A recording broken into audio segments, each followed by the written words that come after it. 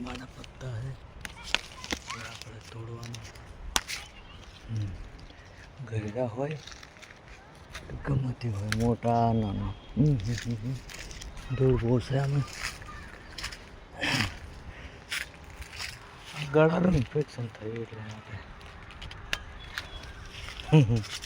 આ તો એક બીજાના ખેતરમાં આવ્યા છે, જે બૈડા તોડી નાખે. આ બધી કંપનીઓ એક જ જગ્યાની છે બધે જ. માલિક અલગ અલગ. આ પાણી પુરવઠા છે.